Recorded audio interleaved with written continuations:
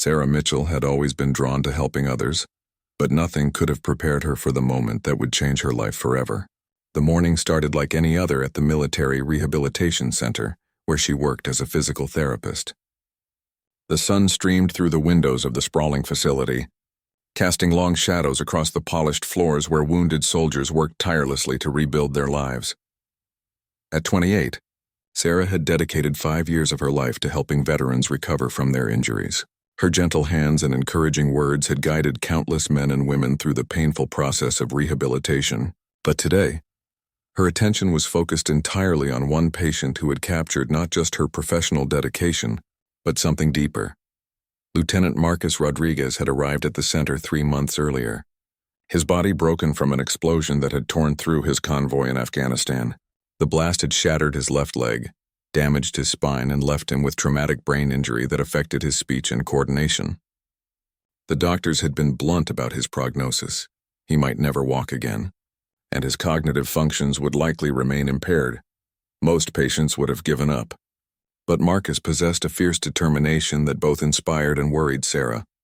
She watched him push himself beyond his limits every day, refusing to acknowledge the pain that was clearly written across his face. His dark eyes held a fire that reminded her why she had chosen this profession, but also made her fear for his well-being. The other staff members had warned her about getting too attached to patients. It was a common mistake among new therapists, they said, but Sarah couldn't help herself. There was something about Marcus that drew her in. Perhaps it was his refusal to accept defeat, or the way he smiled through his struggles, or the gentle way he spoke about his family back home in Texas. During their first session together, Marcus had been withdrawn and angry. The explosion had taken more than his physical abilities. It had stolen his confidence and his sense of purpose. He had been a platoon leader, responsible for the lives of his men, and the guilt of surviving when others hadn't weighed heavily on his shoulders. Sarah had seen this before. Survivor's guilt was common among her patients, but Marcus carried it like a physical burden. She had spent weeks just getting him to open up, to trust her enough to share his fears and frustrations. Slowly, their professional relationship had evolved into something deeper, a connection that transcended the typical therapist-patient dynamic. As the weeks passed, Sarah found herself staying later each evening, working with Marcus long after her shift had ended. She developed specialized exercises just for him, researched new techniques that might help with his particular injuries, and even brought in her own equipment from home. Her colleagues began to notice her dedication, some with admiration, others with concern. Marcus began to show remarkable progress under Sarah's care. His speech improved dramatically, and he regained some movement in his legs. But the real breakthrough came when he started to believe in himself again. Sarah had a gift for seeing potential where others saw only limitations, and she helped Marcus see it too. Their sessions became the highlight of both their days. Marcus would arrive early, eager to work, and Sarah would greet him with a smile that could light up the room. They talked about everything: his dreams of returning to active duty, her plans to open her own clinic someday, their shared love of hiking and the outdoors. Other patients and staff began to take notice of their special bond. Marcus worked harder than anyone had ever seen, driven not just by his own determination but by his desire not to disappoint Sarah. She had become his anchor, the steady presence that kept him grounded when the darkness threatened to overwhelm him. But Sarah's dedication came at a personal cost. She had stopped seeing her friends, rarely took time for herself, and often worked 12-hour days without breaks. Her supervisor had spoken to her several times about maintaining professional boundaries, but Sarah couldn't bring herself to scale back her efforts. Marcus needed her, and she couldn't bear the thought of letting him down. The turning point came on a humid Tuesday afternoon in July. Marcus had been working on walking exercises, using parallel bars to support his weight as he took tentative steps. He had managed to walk the length of the bars twice, a significant achievement, but he wasn't satisfied. Against Sarah's advice, he insisted on trying again. Sarah could see the exhaustion in his face, the tremor in his hands as he gripped the bars. His leg brace was cutting into his skin, and sweat poured down his face despite the air conditioning. But his eyes held that familiar determination, and she knew better than to try to stop him when he got like this. "Just one more time," he said, his voice slightly slurred from fatigue.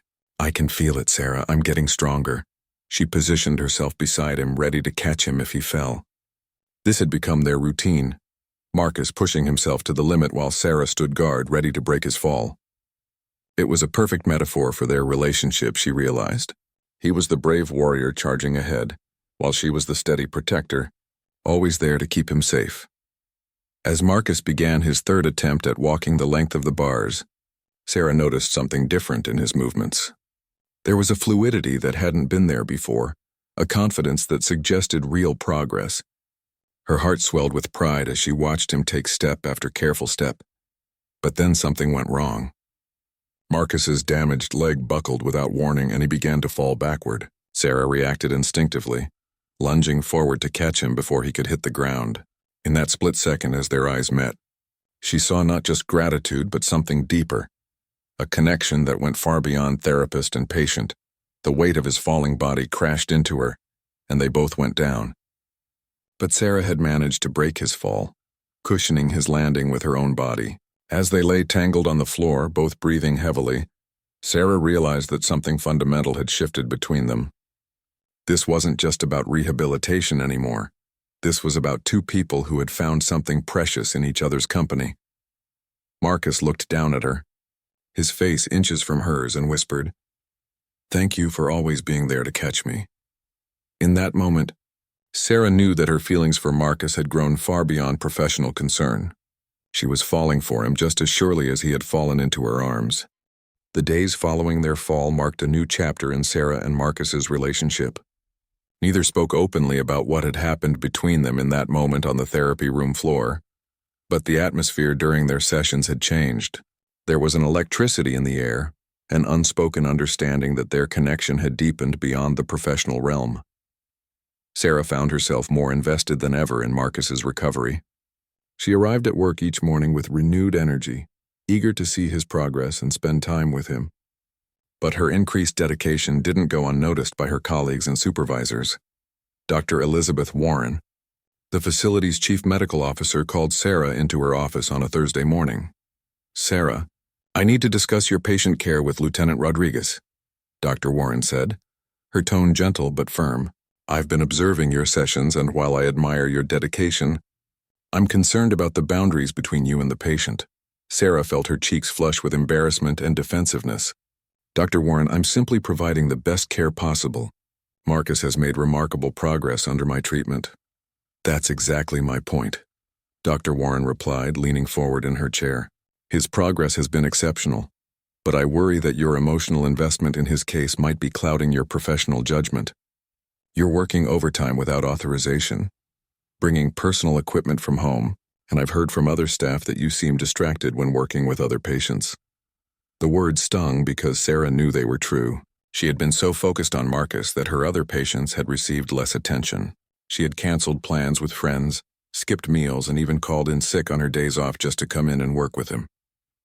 But seeing his improvement, watching him regain his strength and confidence, made every sacrifice feel worthwhile.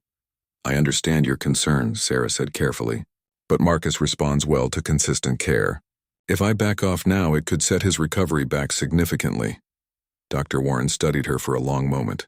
"Sarah, you're an excellent therapist, but you need to remember that our job is to help these patients become independent, not dependent on us.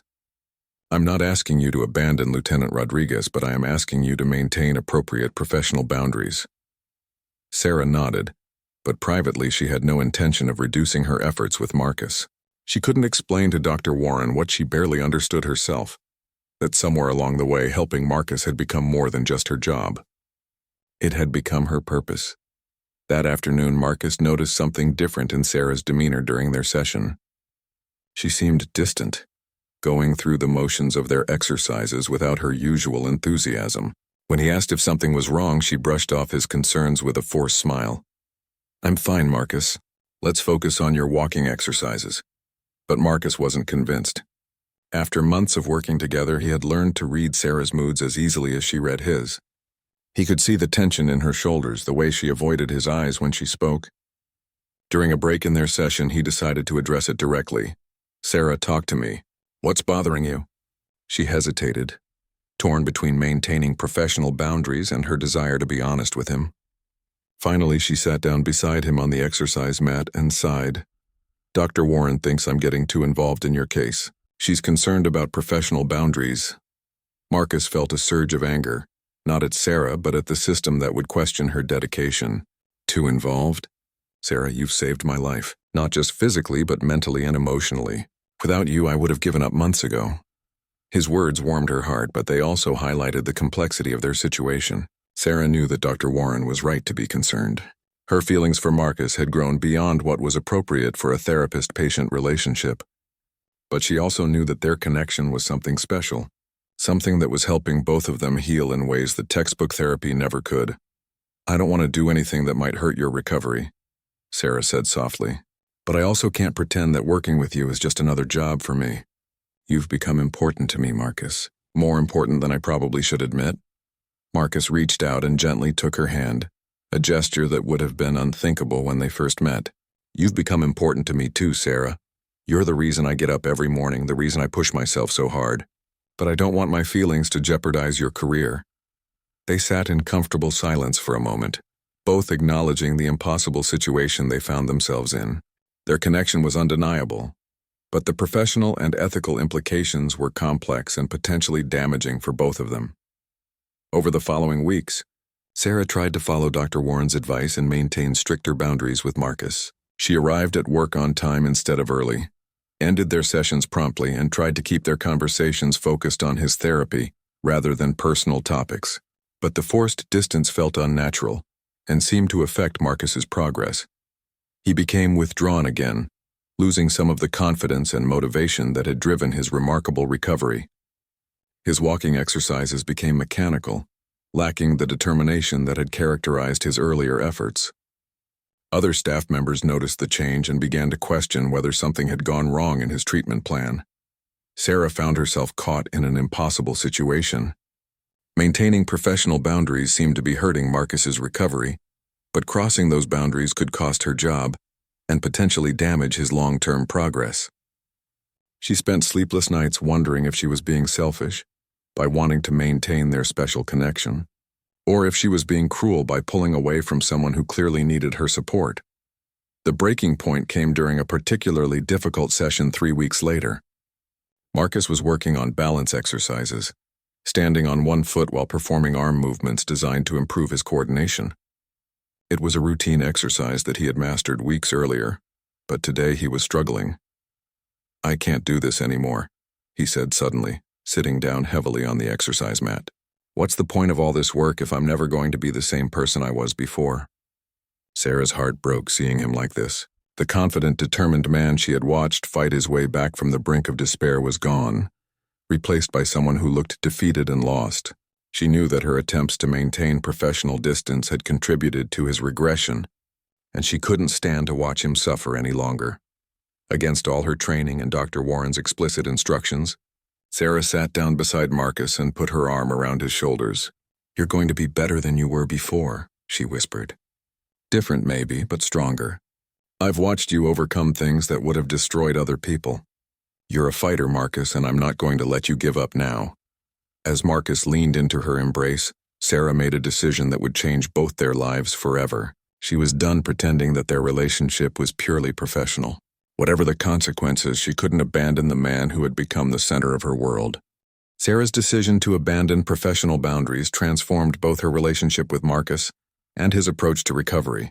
Over the next several weeks, their sessions became more intensive and personal than ever before. Sarah developed a comprehensive rehabilitation program that went far beyond the standard protocols, incorporating everything from advanced physical therapy techniques to emotional support strategies. Marcus responded to her renewed dedication with remarkable determination. His progress accelerated dramatically as he worked not just to recover, but to prove himself worthy of Sarah's faith in him. They began meeting outside of regular session hours, with Sarah volunteering her time to provide additional support. Their conversations during these extended sessions revealed the depth of their connection and mutual understanding. During one evening session in late August, Marcus opened up about his experiences in Afghanistan in ways he had never shared with anyone before. He told Sarah about the night of the explosion, the guilt he felt about his surviving when his friends didn't, and his fears about never being able to serve his country again. Sarah listened with the patience and compassion that had first drawn him to her, offering comfort without judgment.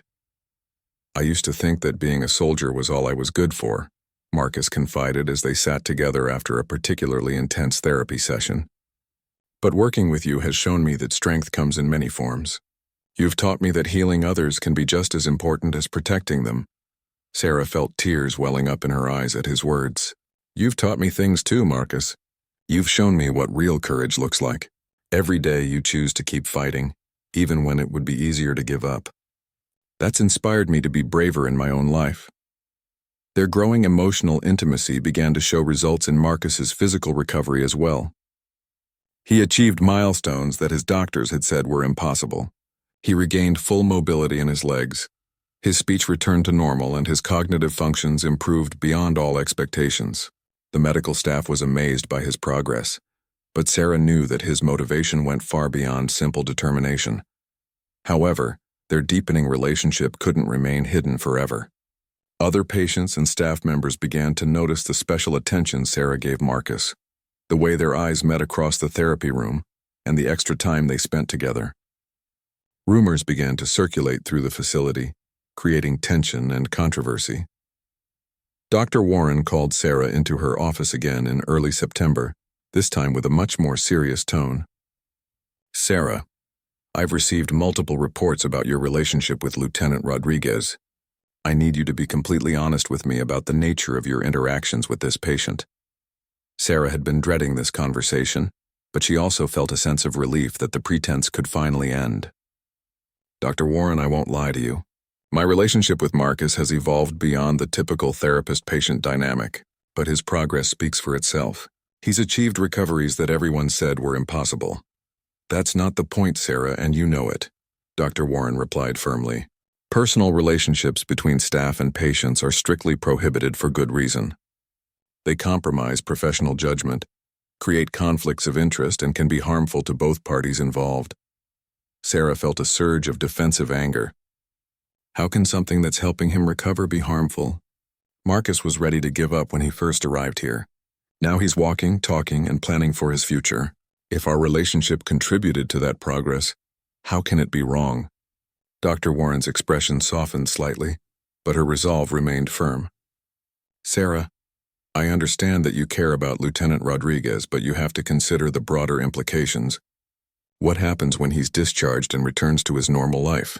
What about your other patients who aren't receiving the same level of attention? And what about your own professional reputation and career?" These were questions that Sarah had been avoiding, but hearing them spoken aloud forced her to confront the reality of her situation. She knew that Dr. Warren was right about the ethical concerns, but she also knew that she couldn't simply turn off her feelings for Marcus or abandon him when he still needed her support. "I understand your concerns," Sarah said finally, "but I can't promise to change my approach with Marcus. He's made too much progress to risk setbacks now." Dr. Warren studied her for a long moment before responding. "Sarah, I'm going to be forced to remove you from Lieutenant Rodriguez's case if you can't maintain appropriate boundaries. I don't want to do that, but I have a responsibility to all our patients and staff." The threat hit Sarah like a physical blow. The thought of being separated from Marcus, especially when he was making such remarkable progress, was unbearable. But she also understood that her supervisor was in an impossible position, trying to balance compassion with professional standards. That evening, Sarah stayed late at the facility to work with Marcus on his latest exercises. She had decided not to tell him about her conversation with Dr. Warren, at least not yet. She wanted to focus on his progress and enjoy what might be their last sessions together. Marcus had been working on a particularly challenging balance exercise when he noticed Sarah's distracted demeanor. He had learned to read her moods over the months they had worked together, and he could sense that something was troubling her. "Sarah, you've been quiet all evening. What's on your mind?" She hesitated, not wanting to burden him with her professional troubles when he needed to focus on his recovery. But the weight of the secret was becoming too much to bear. "Dr. Warren is threatening to remove me from your case," she said finally. "She says our relationship has crossed professional boundaries." Marcus stopped his exercise immediately and sat down beside her. "What does that mean for us?" For my recovery? I don't know, Sarah admitted. I can't bear the thought of not being here to help you, but I also can't promise Dr. Warren that I'll maintain the distance she wants. You've become too important to me. Marcus took her hands in his, a gesture that had become natural between them over the past weeks. Sarah, I don't want you to risk your career for me. If maintaining professional boundaries means you can keep working here and helping other people, then maybe that's what we need to do. His selflessness only made Sarah's feelings for him stronger. Here was a man who was willing to sacrifice his own support system to protect her career. It was exactly the kind of noble gesture she had come to expect from him, and it reinforced her belief that their connection was something special and worth fighting for. I can't abandon you, Marcus, not when you've come so far. We'll find a way to make this work.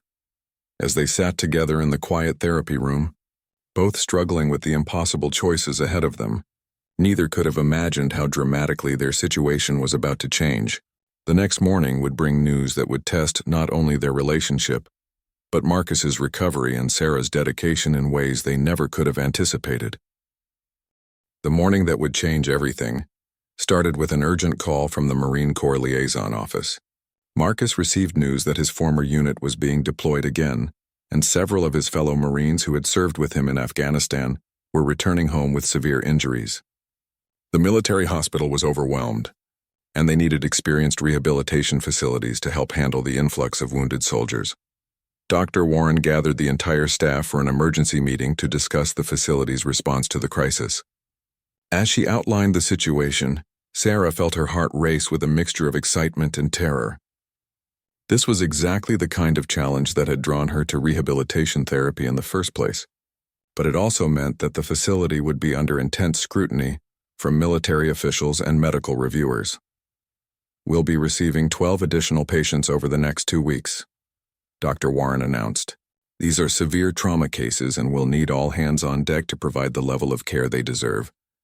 I know this will push us to our limits, but I have confidence in this team's ability to rise to the occasion. After the meeting, Dr. Warren pulled Sarah aside. This crisis changes things between us. I need my best therapist working at full capacity, and that includes you. I'm willing to table our previous discussion about Lieutenant Rodriguez's case, but only if you can assure me that you'll maintain your focus on all our patients. Sarah nodded eagerly, grateful for the reprieve but also understanding the implicit warning. She would need to prove that her feelings for Marcus wouldn't compromise her ability to care for other patients. This was her chance to demonstrate that her unconventional approach with Marcus could be applied more broadly to help other wounded soldiers. When she told Marcus about the incoming patients and Dr. Warren's decision to keep her on his case, his reaction surprised her. Instead of relief or happiness, he seemed troubled by the news. Sarah, I don't want you to exhaust yourself trying to help everyone the way you've helped me. What we have is special, but I've seen what your dedication costs you. You skip meals, work impossible hours, and barely take care of yourself. His concern touched her deeply, but Sarah felt energized rather than worried about the increased workload. Marcus, this is what I've been training for my whole career, and working with you has taught me so much about what's possible when you refuse to accept limitations. I want to share that with these other soldiers. Over the next few days, the new patients began arriving.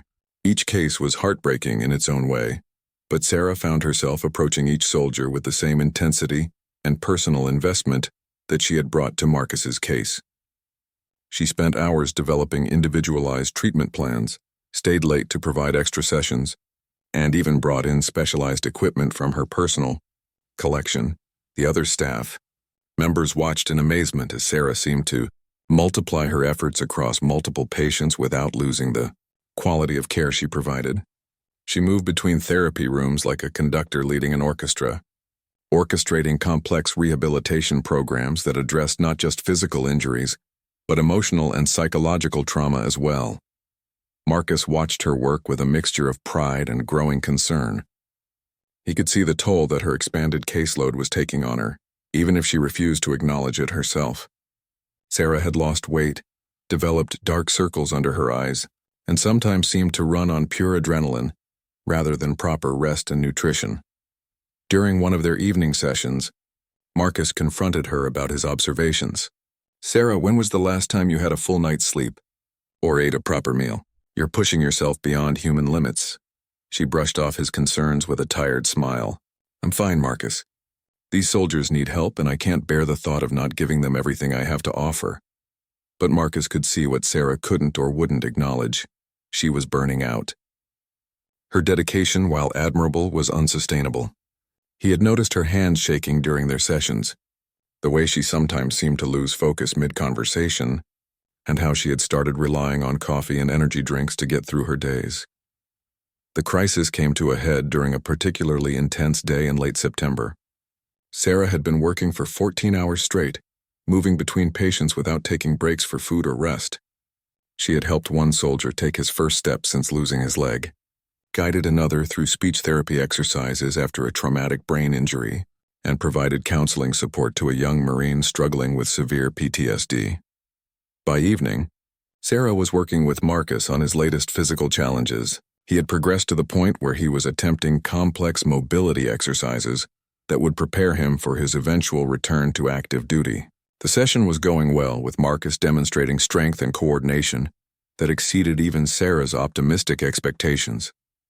"I think I'm ready to try the obstacle course tomorrow," Marcus said, referring to a challenging series of physical tests that would mark a major milestone in his recovery. Sarah smiled with genuine pride, but Marcus noticed that her usual enthusiasm seemed forced. Her movements were slower than usual, and she kept pausing to steady herself against the parallel bars they were using for his exercises. "Sarah, maybe we should call it a night. You look exhausted." "I'm fine," she insisted, but her voice lacked its usual conviction. "Let's run through the balance sequence one more time before we finish." Marcus positioned himself at the parallel bars and began the complex series of movements they had practiced hundreds of times before. But as he reached the most challenging part of the sequence, something went wrong. His damaged leg, which had been growing stronger every day, suddenly buckled under the stress of the exercise. Sarah reacted instinctively, just as she had so many times before. She lunged forward to catch him, determined to break his fall and protect him from injury. But this time, her exhausted body couldn't handle the sudden strain. As Marcus's weight crashed into her, she felt something give way in her own strength. She managed to cushion his fall, just as she always did, but the effort proved too much for her depleted reserves. As they hit the ground together, Sarah felt consciousness slipping away from her. The last thing she remembered was Marcus's voice calling her name, filled with panic and concern. When the other staff members found them moments later, Marcus was cradling Sarah's unconscious form, his face wet with tears as he desperately tried to wake her. The soldier who had spent months learning to walk again was now faced with the terrifying possibility that his fierce protector had sacrificed too much in her efforts to save him. As the medical team rushed Sarah to the facility's emergency room, Marcus realized that their roles had suddenly reversed. Now it was his turn to be strong for her, to fight for her recovery the way she had fought for his. But first he had to grapple with the crushing guilt that his needs had pushed the woman he loved beyond her breaking point. The news of Sarah's collapse spread quickly through the facility and beyond. What happened next would test not only Marcus's newfound strength, but also reveal the true impact that Sarah's dedication had made on everyone whose lives she had touched. The emergency room at the rehabilitation facility became a hub of frantic activity as medical staff worked to assess Sarah's condition. Dr. Warren personally oversaw her treatment, her usual professional composure cracking as she realized the extent to which Sarah had pushed herself beyond healthy limits. Blood tests revealed severe dehydration, dangerous exhaustion, and nutritional deficiencies that painted a picture of someone who had been neglecting her own basic needs for weeks. Marcus refused to leave Sarah's side, despite the staff's attempts to convince him to return to his room. He sat in a wheelchair beside her hospital bed, holding her hand and speaking softly to her unconscious form. The other patients and staff members who witnessed his vigil were struck by the role. Reversal, the wounded soldier now caring for his healer, with the same dedication she had shown him. But word of Sarah's collapse spread beyond the rehabilitation facility through military communication networks. The soldiers she had been treating began sharing stories about her extraordinary dedication, her willingness to work impossible hours, and the personal attention she gave each patient. These stories reached the ears of military personnel throughout the region, painting a picture of a civilian who had demonstrated the kind of selfless service typically associated with military valor. Staff Sergeant Jennifer Walsh, one of the recent arrivals at the facility, approached Marcus as he maintained his bedside vigil. She had lost both legs in an improvised explosive device attack and had been working with Sarah for only 2 weeks, but those sessions had already transformed her outlook on recovery. "Sir, I know you're worried about Miss Mitchell," she said, using the formal address that felt appropriate for someone who had shown such dedication to wounded warriors. "But I wanted you to know that what she did for me in just 2 weeks changed everything. I was ready to give up, but she made me believe I could have a life worth living again." Similar testimonials began pouring in from other patients, each sharing their own story of how Sarah's care had exceeded anything they had experienced in traditional medical settings.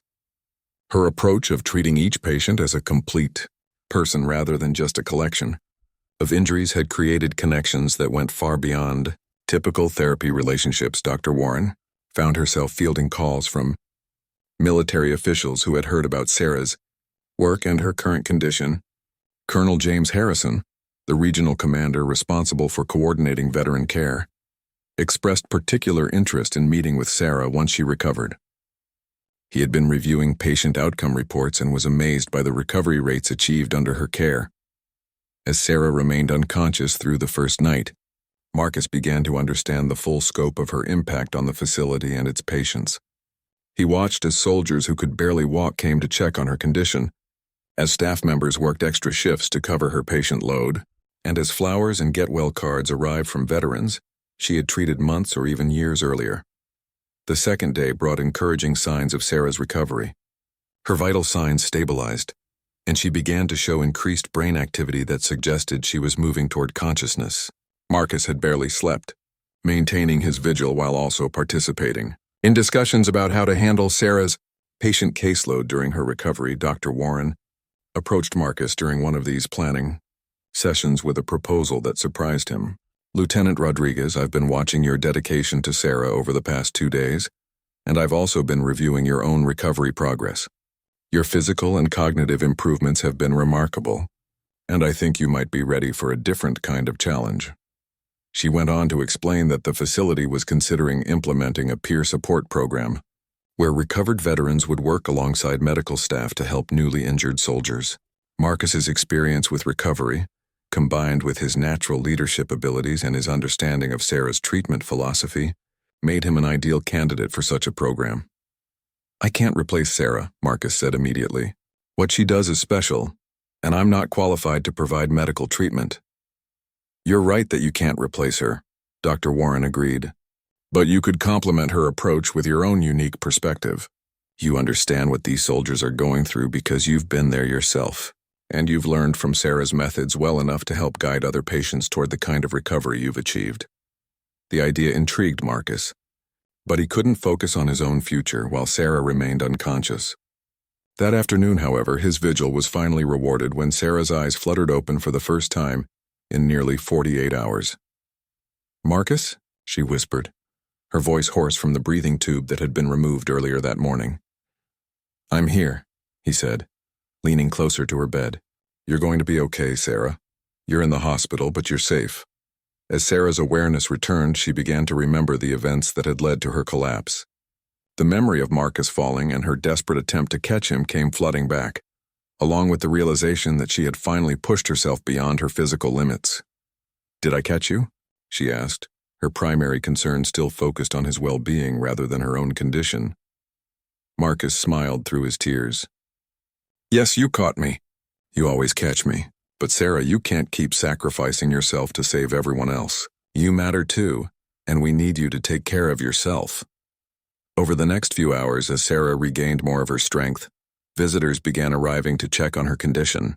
The parade of patients, staff members, and even some family members of veterans she had treated created a constant stream of people wanting to express their gratitude and concern. But the most surprising visitor arrived on the third day of Sarah's hospitalization. Colonel Harrison, accompanied by several other high-ranking military officials, came to personally thank Sarah for her service to wounded veterans. Their visit was more than just a courtesy call. They had come with a proposition that would change both Sarah's and Marcus's futures. "Miss Mitchell," Colonel Harrison said as he stood beside her hospital bed. "Your work with our wounded soldiers has been nothing short of extraordinary. We've been reviewing patient outcomes and recovery rates, and your methods have achieved results that exceed anything we've seen in traditional military medical facilities." He went on to explain that the military was interested in developing a new approach to veteran rehabilitation, one that incorporated Sarah's personalized care methods with peer support from recovered veterans like Marcus. They were prepared to offer funding for a pilot program that would allow Sarah to continue her work, while also training other therapists and veteran counselors. "We're not just offering you a job," Colonel Harrison continued. "We're asking you to help us revolutionize how we care for wounded warriors. And we'd like Lieutenant Rodriguez to be part of that effort as well." As Sarah listened to the proposal, she felt a mixture of excitement and trepidation. The opportunity to expand her impact and help more veterans was everything she had dreamed of professionally. But she also knew that accepting such a position would mean formalizing her relationship with Marcus in ways that might be complicated by their personal connection. Marcus, who had been quietly listening to the conversation, spoke up with characteristic directness. "Colonel, I appreciate the opportunity, but I need to know how this would affect Sarah's career. Our relationship has evolved beyond the typical therapist-patient dynamic." Colonel Harrison's response would surprise them both and set the stage for the final chapter of their remarkable journey together. Colonel Harrison smiled at Marcus's honesty, a reaction that surprised both Sarah and Marcus. "Lieutenant, I've been in the military for 25 years, and I've learned that some of the most effective partnerships come from genuine care and mutual respect. What you and Miss Mitchell have accomplished together isn't something that happens by accident or through purely professional relationships." He turned to address both of them directly. "The military has strict protocols about fraternization, but those rules apply to active duty personnel. Miss Mitchell is a civilian contractor, and you, Lieutenant Rodriguez, are currently in rehabilitation status. More importantly, your relationship has produced results that benefit our wounded warriors. We're not in the business of breaking up teams that work." Dr. Warren, who had been quietly observing the conversation, stepped forward with additional information that would reshape their understanding of the situation. "Sarah, while you were unconscious, we received communication from over 40 veterans you've treated in the past 5 years. They heard about your collapse through military networks, and they've been calling to express their support and gratitude. Some are driving hundreds of miles to be here." As if summoned by her words, the sound of vehicles could be heard in the hospital parking lot outside Sarah's window. Marcus moved to look outside and gasped at what he saw. A convoy of cars, trucks, and motorcycles was arriving, many displaying military bumper stickers and veteran license plates. Men and women in various states of physical capability were emerging from the vehicles, some using wheelchairs, others walking with prosthetics, but all moving with the determined purpose of people on a mission. "What's happening out there?" Sarah asked, struggling to sit up in her hospital bed. Marcus returned to her side, his eyes bright with emotion. "Sarah, I think you need to see this for yourself." With the help of the medical staff, they positioned Sarah's bed so she could see out the window. What she witnessed took her breath away. Nearly 100 veterans and their family members had gathered in the parking lot, and more were still arriving. Some carried flowers, others held handmade signs, but all of them had come to show their support for the woman who had helped them rebuild their lives. Staff Sergeant Maria Gonzalez, a veteran Sarah had treated 3 years earlier, approached the hospital entrance carrying a microphone and portable speaker. She had lost her right arm in combat but had gone on to become a motivational speaker, partly due to the confidence Sarah had helped her rebuild during rehabilitation. "Miss Sarah Mitchell," Maria's voice carried clearly through the hospital's sound system as she addressed the building. "You saved more than our bodies. You saved our spirits, our hope, and our belief in the future. Today we're here to save you back." The crowd of veterans began to organize themselves into formation, displaying the kind of military precision that transcended their various injuries and disabilities. Wheelchairs aligned in perfect rows. Veterans on prosthetic limbs stood at attention, and those who could stand unaided formed ranks behind them. It was a formation of healing, a testament to the lives that Sarah had touched and transformed. Colonel Harrison watched the scene unfold with visible emotion. "Miss Mitchell, in 25 years of military service, I've never seen anything like this. These people didn't organize this gathering through official channels. They found each other through social media, phone calls, and word of mouth because they wanted to honor someone who had served them when they needed it most. As Sarah watched the spontaneous demonstration of gratitude, she began to understand the true scope of her impact. Each person in that parking lot represented not just a successful rehabilitation, but a life restored, a family reunited, and a future reclaimed. Her dedication to individual patients had created a ripple effect that touched hundreds of lives. Marcus took her hand as they watched the ceremony unfold below. "Sarah, you've spent so much time focused on helping individual people that you haven't seen the bigger picture. You've created something amazing here, and these people want to make sure you know how much it means to them." Dr. Warren joined them at the window, her own eyes moist with emotion. "Sarah, I owe you an apology. I was so concerned about professional boundaries that I almost missed the fact that you were pioneering a new form of therapeutic care. What you've accomplished with Marcus and these other veterans should be studied and replicated, not restricted." The demonstration outside continued for several hours, with veterans sharing stories about Sarah's impact on their lives. Many spoke about how her belief in their potential had helped them achieve recoveries that doctors had said were impossible. Others talked about how her personal attention had given them the motivation to push through the darkest periods of their rehabilitation. As the afternoon wore on, Colonel Harrison presented Sarah and Marcus with the formal proposal for the new veteran rehabilitation program. The military was prepared to fund a comprehensive facility that would combine traditional medical care with Sarah's personalized approach and peer support from recovered veterans like Marcus. They would have the resources to train other therapists in Sarah's methods and create a model that could be implemented at facilities across the country. "This isn't just about helping individual veterans," Colonel Harrison explained. "This is about changing how we approach rehabilitation and recovery for all wounded warriors. Your methods could help thousands of soldiers reclaim their lives." Sarah felt overwhelmed by the scope of the opportunity, but also energized by the possibility of expanding her impact. She looked at Marcus, knowing that their personal relationship would become even more complex if they became professional partners in this new venture. "Colonel, I'm honored by this opportunity, but I need to know that Marcus and I can continue working together without compromising the program's integrity or our personal relationship." Marcus squeezed her hand and spoke with the confidence that had characterized his recovery. "Sarah, we've already proven that our connection makes us stronger, both individually and as a team. If the military is willing to support that, then I think we should accept this challenge together."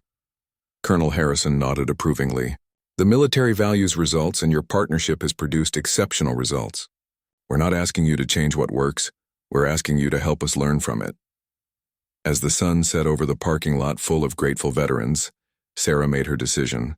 She would accept the military's proposal, but with conditions that would protect both her relationship with Marcus and her ability to provide the kind of personalized care that had made such a difference in so many lives.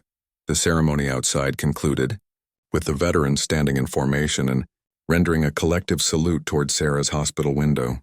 It was a moment of recognition that transcended traditional military honors, an acknowledgement from those who had served their country that Sarah's service to them had been equally valuable and worthy of respect. Marcus stood beside Sarah's bed, finally understanding that their journey together was just beginning.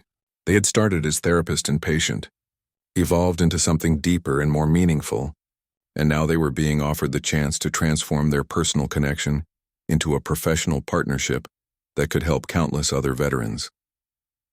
As the last of the veterans departed from the parking lot, Sarah realized that her collapse had not been a sign of failure, but a catalyst for recognition. Her dedication to saving Marcus had exhausted her physically, but it had also demonstrated the power of refusing to accept limitations in the service of others.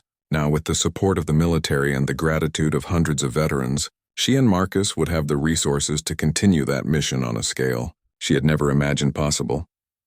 The 500 Marines who had stood in formation outside her window represented more than just grateful patients. They were living proof that sometimes the greatest act of service is refusing to give up on someone, even when it costs everything you have to give.